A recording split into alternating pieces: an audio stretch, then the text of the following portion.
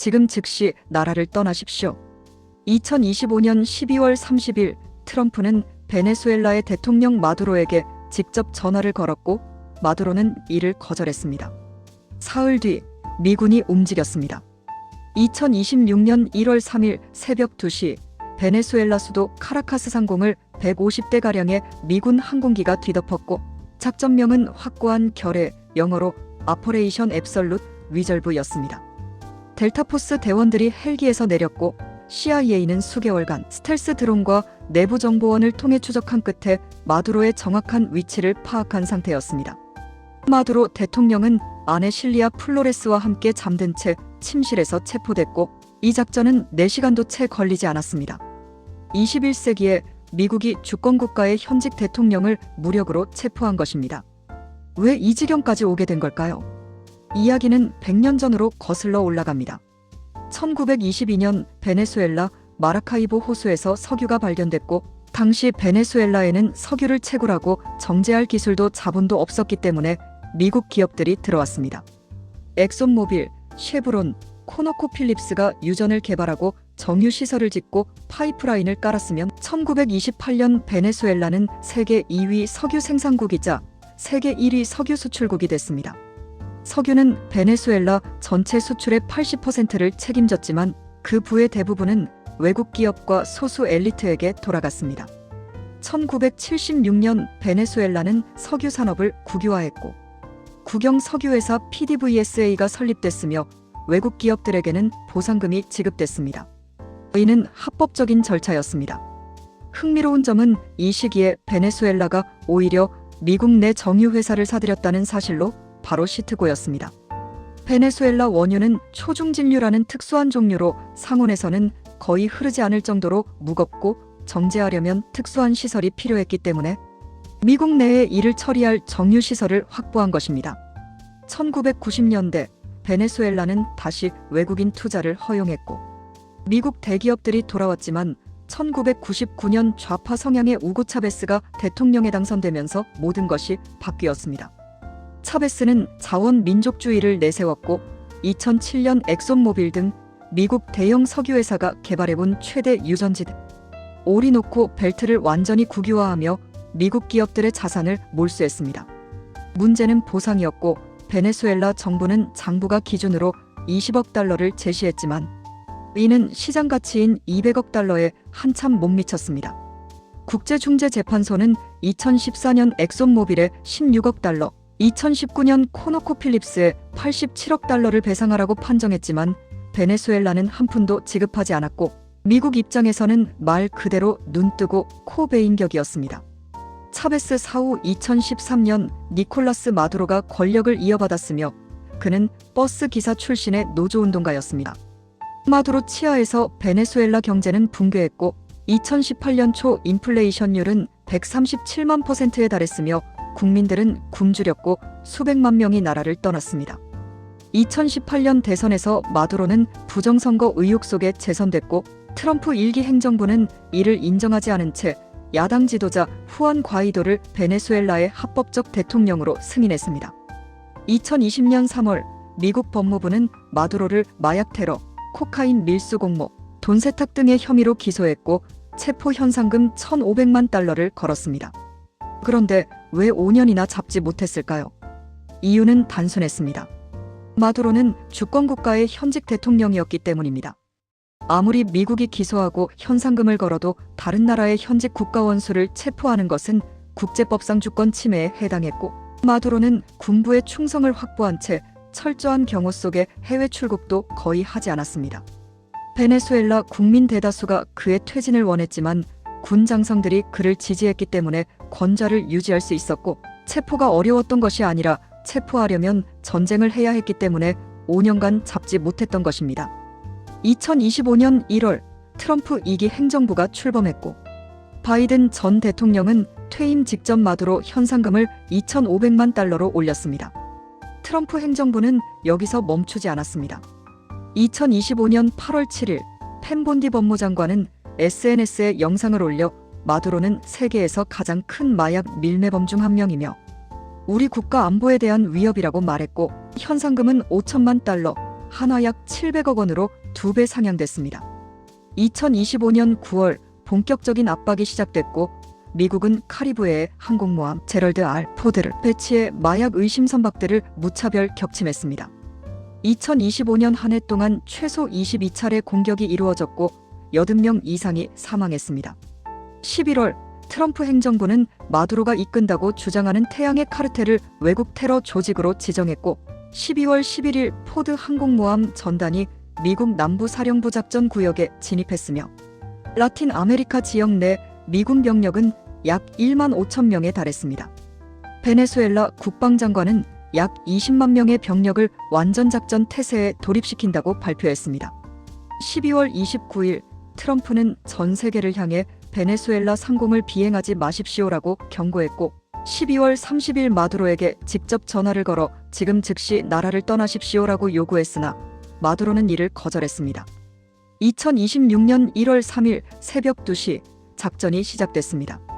미군은 베네수엘라의 방공 시스템을 무력화하기 위해 카라카스를 포함한 북부 전역의 군사시설을 폭격했고 사이버 공격으로 도시 일부 지역은 정전에 빠졌습니다.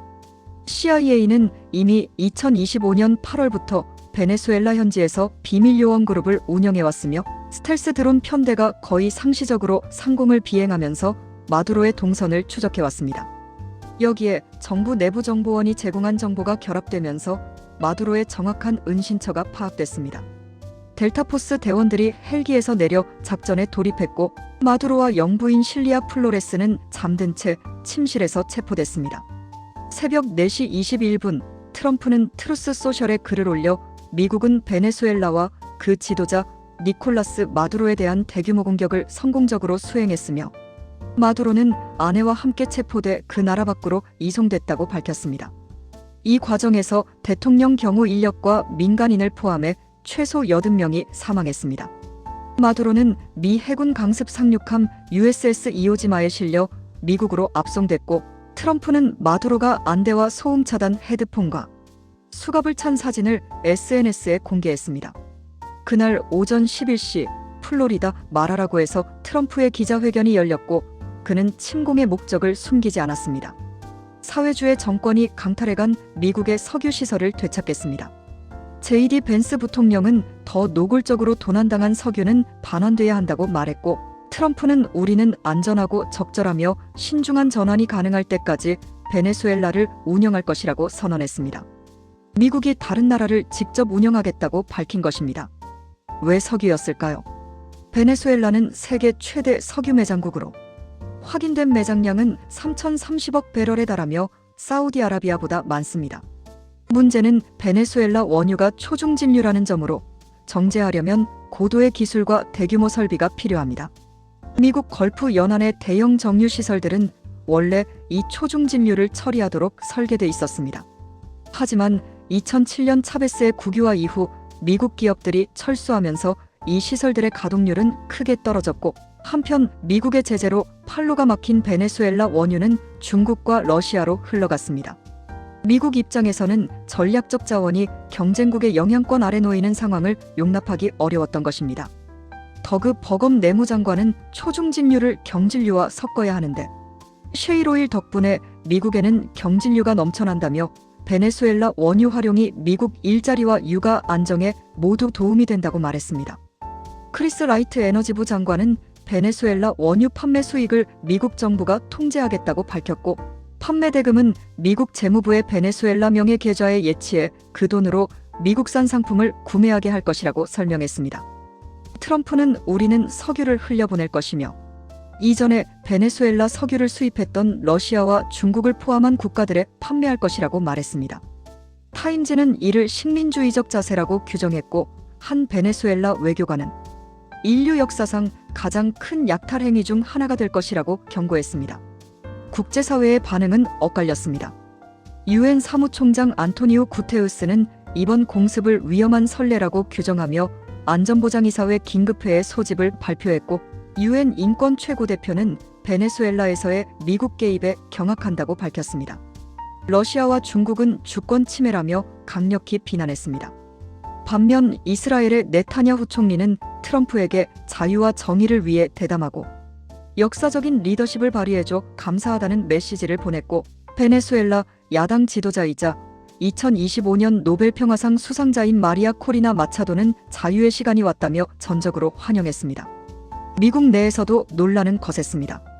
민주당 의원들은 트럼프가 의회 승인 없이 군사작전을 수행했다며 권한 남용을 비판했고, 트럼프 지지 세력인 마가 내부에서도 해외 개입에 반대하는 목소리가 나왔습니다. 델시 로드리게스 베네수엘라 부통령은 국영 TV를 통해 베네수엘라의 유일한 대통령은 한 명이며 그의 이름은 니콜라스 마두로 모로스라고 성명을 발표했고, 마두로의 석방과 대통령직 복귀를 요구했습니다. 그러나 트럼프가 올바른 일을 하지 않으면 마두로보다 더 큰 군사적 대가를 치를 수 있다고 경고하자 보다 협조적인 입장을 보였습니다. 1월 6일 부통령 로드리게스는 임시 대통령으로 취임했지만 미국이 정권 개입을 공언한 상황에서 베네수엘라의 향후 정치 구도는 여전히 불투명합니다. 현재 마두로는 뉴욕 구치소에 수감돼 있으며 미 법무부는 마두로와 영부인을 마약 및 테러 관련 혐의로 뉴욕 남부연방법원에 기소해 2020년부터 이어온 재판이 진행될 예정입니다. 흥미로운 사실도 있습니다.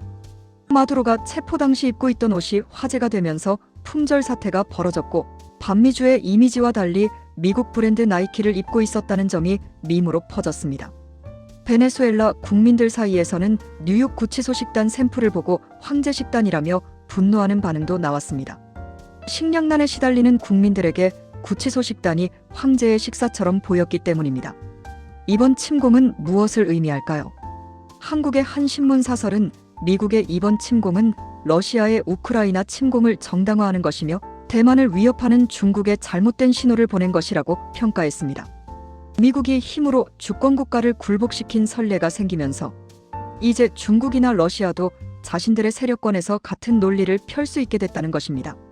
월스트리트 저널 기고가 윌리엄 겔스터는 마두로 체포는 트럼프 외교의 방향 전환을 응축해 보여주는 사건이라며 트럼프 행정부가 외교의 무게 중심을 전 지구적 책임에서 영향권 관리로 옮기고 있다고 분석했습니다. 트럼프는 취임 이후 미국은 더 이상 전 세계 질서를 떠받치는 아틀라스가 아니다라는 메시지를 반복해왔고, 2025년 국가안보전략에는 멀로 독트린을 재확립해 서방구에서의 패권을 회복하겠다는 내용이 명시됐습니다. 외신은 이를 두고 멀로 독트린과 도널드 트럼프의 이름을 합쳐 돌로 독트린이라고 부르기도 했고, 트럼프는 쿠바와 콜롬비아를 향해서도 위협적인 메시지를 보내며 베네수엘라가 끝이 아닐 수 있다는 신호를 보냈습니다. 100년 전 미국 기업들이 베네수엘라 땅에서 석유를 퍼올렸고, 50년 전 베네수엘라는 그것을 국유화했으며, 20년 전 차베스는 미국 기업들을 몰아냈고, 그리고 2026년 미국은 군대를 보내 대통령을 체포한 뒤 베네수엘라를 운영하겠다고 선언했습니다. 석유를 둘러싼 100년의 갈등은 이렇게 폭발했습니다. 이것은 새로운 세계 질서의 서막일까요? 아니면 혼돈의 시작일까요? 역사는 아직 답을 내리지 않았습니다. 오늘 이야기는 여기까지입니다. 항상 구독과 좋아요에 감사드립니다.